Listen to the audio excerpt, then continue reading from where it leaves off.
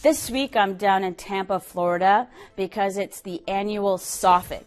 This is where special operations, not just our special operations, but our close allies, one of the best years we've had at SOFIC. I was really pleased to see innovation across the board. So what are you going to see there? Well, there's vehicles galore. Drones are huge this year. Lots of interesting innovations and weapons as well. Let's take a look at some of my favorites, right? Best in show.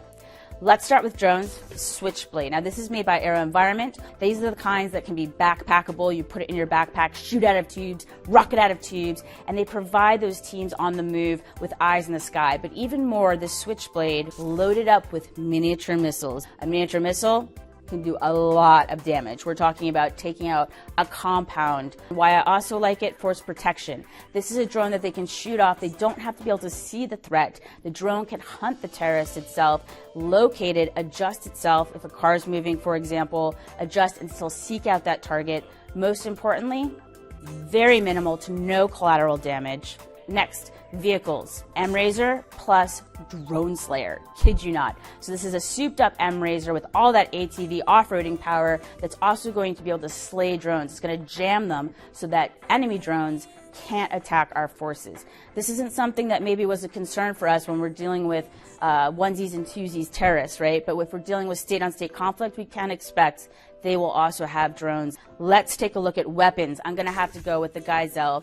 Not one of the ginormous companies that you might think would be associated with rifles, but absolutely one that you must check out. Strongly encourage that you take a look at that. Now, my final top pick for out of the box. This year, I'm going to give that to Tier Tactical. So if you think about the old-fashioned World War II nets, right? They put them over things that they're trying to hide, say an aircraft. So from above, it just looks like a bit of foliage.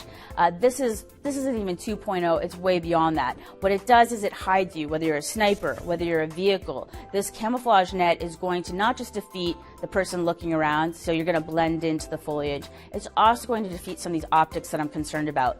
Thermal, for example, that's all something we can relate to. This is something that a state adversary, a strong state adversary, would be able to do. We don't want them to be able to see our forces. So absolutely love the Tier Tactical breakthrough. Simple concept, right? A simple concept of camouflage net, but taking it to a whole other vital level.